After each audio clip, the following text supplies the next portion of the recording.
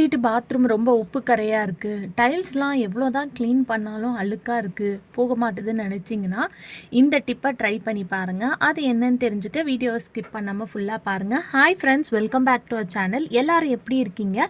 கண்டிப்பாக நல்லா இருப்பீங்கன்னு நம்புகிறேன். இன்றைக்கி நம்ம சேனலில் டே டு டே லைஃப்பில் எல்லாருக்குமே ரொம்ப யூஸ்ஃபுல்லாக இருக்கக்கூடிய கிச்சன் டிப்ஸ் அண்ட் ட்ரிக்ஸ் தான் ஷேர் பண்ணியிருக்கேன். ஸோ வீடியோவை ஸ்கிப் பண்ணாமல் ஃபுல்லாக பாருங்கள். அதுக்கு முன்னாடி நீங்கள் இப்போ தான் நம்ம சேனலை ஃபஸ்ட் டைம் பார்க்குறீங்கன்னா இப்போவே சப்ஸ்கிரைப் பண்ணிக்கோங்க, கூட இருக்க பெல் சிம்லையும் கிளிக் பண்ணிக்கோங்க. இப்போ வாங்க வீடியோக்குள்ளே போகலாம்.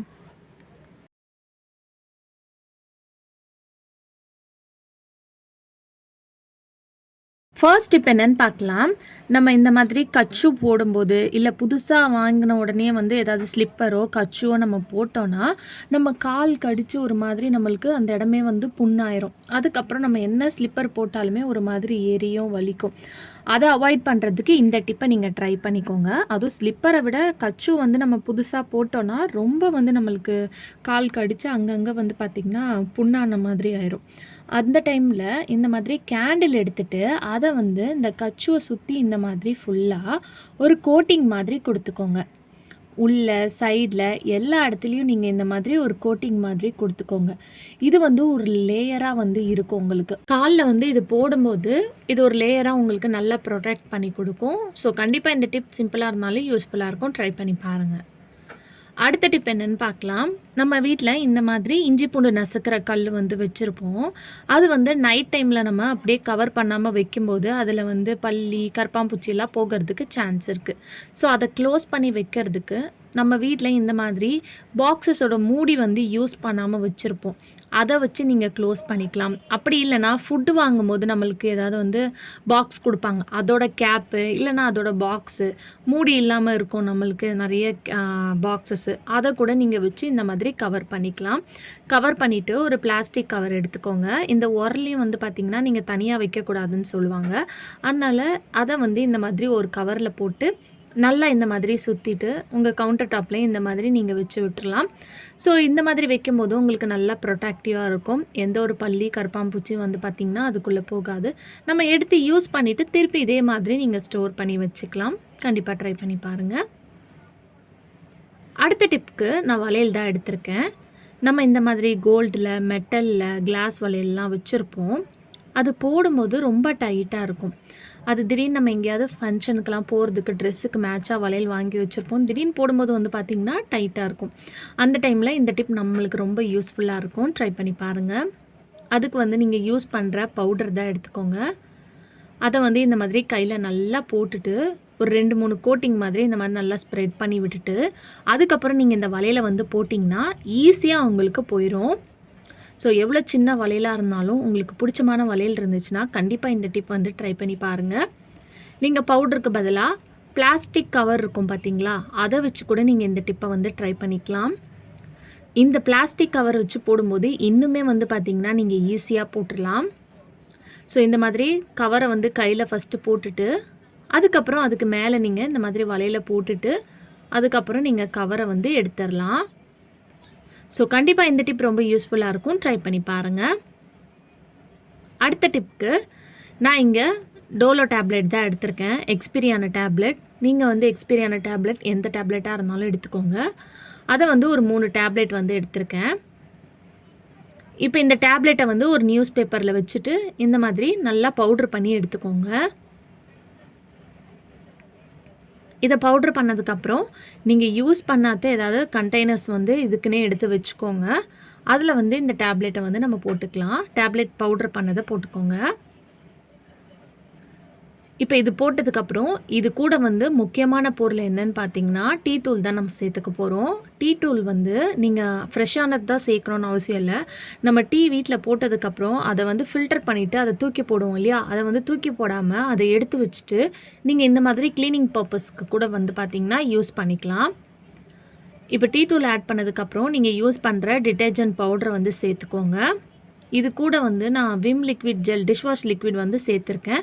இது ஆப்ஷனல் தான், வேணும்னா சேர்த்துக்கோங்க, இல்லைனா ஸ்கிப் பண்ணிக்கோங்க. அதுக்கப்புறம் வினிகர் இல்லைனா லெமன் ஜூஸ், இது ரெண்டுத்தில் எதாக இருந்தாலும் பரவாயில்ல, ஏதாவது ஒன்று நீங்கள் சேர்த்துக்கோங்க. நான் வந்து டிஷ் வாஷ் லிக்விட் ஏன் சேர்த்துருக்கேன்னா, அந்த லிக்விட் வந்து நல்லா கொஞ்சம் வாசனையாக இருக்கும். ஸோ அதை போட்டு நீங்கள் பாத்ரூம் க்ளீன் பண்ணும்போது இன்னும் கூட உங்களுக்கு நல்லா வாசனையாக இருக்கும். அதுக்காக தான். டீ தூள் பவுடர் வந்து பார்த்திங்கன்னா, உங்களுக்கு நல்லா வந்து அந்த உப்பு கரையெல்லாம் நீங்கிறதுக்கு ரொம்ப ஹெல்ப்ஃபுல்லாக இருக்கும். நம்ம லெமன் சேர்த்துருக்கனால அதுவும் வந்து பார்த்திங்கன்னா, உங்களுக்கு நல்லா பளிச்சுன்னு மாற்றி கொடுத்துரும். இப்போ இதெல்லாம் சேர்த்ததுக்கப்புறம் கொஞ்சமாக தண்ணி சேர்த்துட்டு ஒரு ஸ்பூனை வச்சு நல்லா மிக்ஸ் பண்ணிக்கோங்க.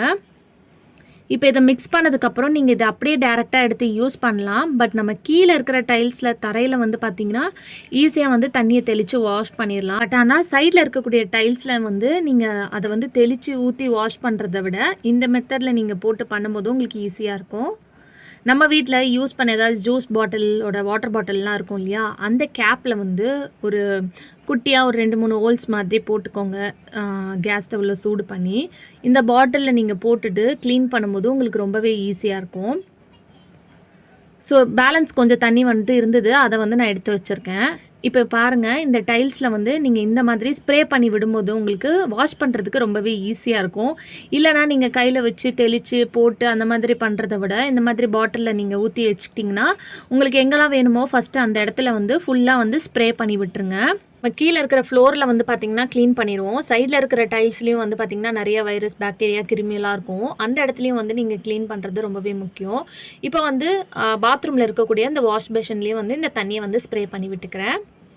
இப்போ பேலன்ஸ் இருக்கிற தண்ணியை வந்து கீழே ஃப்ளோர்லேயும் வந்து இந்த மாதிரி நான் ஸ்ப்ரே பண்ணி விட்டுக்கிறேன்.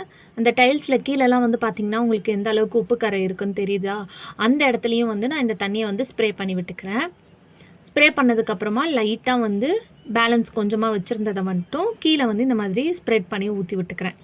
இப்போ ஊற்றி விட்டதுக்கப்புறம் நீங்கள் ரொம்ப கை வலிக்கெல்லாம் தேய்க்கணுன்ற அவசியமே இல்லை. லைட்டாக இந்த மாதிரி ஃபுல்லாக வந்து அதை ஸ்ப்ரெட் பண்ணி தேய்ச்சி விட்டாலே போதும். உங்கள் பாத்ரூம் ரொம்ப உப்பு கரையாக இருக்குன்னா நீங்கள் போட்டுட்டு நல்லா தேய்ச்சி விட்டுட்டு ஒரு 10லேருந்து 15 நிமிஷம் அப்படியே விட்டுருங்க. இப்போ வாஷ் பண்ண உடனே பார்க்கும்போதே உங்களுக்கு தெரியும் நல்லா க்ளீனாக இருக்கும். இந்த டைல்ஸோட கலரே டல்லாக இருக்கிறனால உங்களுக்கு பார்க்குறதுக்கு வேணால் டல்லாக இருக்கலாம். ஸோ இப்போ தண்ணி ஊற்றுனதுக்கப்புறம் உங்களுக்கு நல்லா பளிச்சுன்னு இருக்கும். அது மட்டும் இல்லாமல் நல்ல வாசனையாக இருக்கும். இப்போ சைடில் இருக்கக்கூடிய டைல்ஸில் இந்த மாதிரி ஸ்க்ரப்பரை வச்சு நான் தேய்ச்சி விட்டுக்கிறேன். ஏன்னா என்னோடய டைல்ஸில் ரொம்ப கரையெல்லாம் இல்லை, அதனால் நான் லைட்டாக மட்டும் தேய்ச்சி விட்டுட்டு இந்த மாதிரி தண்ணி ஊற்றி வாஷ் பண்ணிட்டேன். எந்த அளவுக்கு க்ளீனாக பளிச்சுன்னு இருக்குன்னு பாருங்கள். நல்லா ஷைனிங்காக இருக்கும்.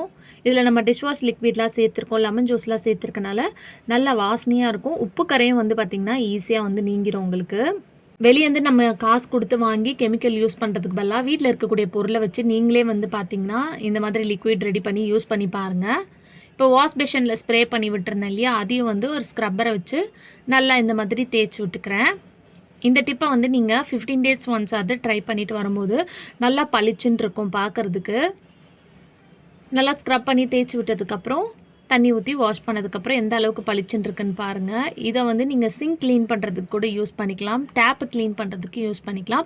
கண்டிப்பாக வந்து இந்த டிப்பை ஒரு வாட்டியாவது ட்ரை பண்ணி பாருங்கள். ஓகே ஃப்ரெண்ட்ஸ், இன்றைக்கி வீடியோவில் நான் ஷேர் பண்ணி இந்த டிப்லேருந்து ஏதாவது ஒரு டிப் கண்டிப்பாக உங்களுக்கு யூஸ்ஃபுல்லாக இருக்கும்னு நினைக்கிறேன். அப்படி யூஸ்ஃபுல்லாக இருந்துச்சுன்னா மறக்காமல் நம்ம சேனலை உங்கள் ஃப்ரெண்ட்ஸ் அண்ட் ஃபேமிலிஸ் கூட ஷேர் பண்ணிக்கோங்க. மறக்காமல் நம்ம சேனலை லைக் பண்ணுங்கள், ஷேர் பண்ணுங்கள், கமெண்ட் பண்ணுங்கள், சப்ஸ்கிரைப் பண்ணிக்கோங்க. தேங்க்யூ ஃபார் வாட்சிங்.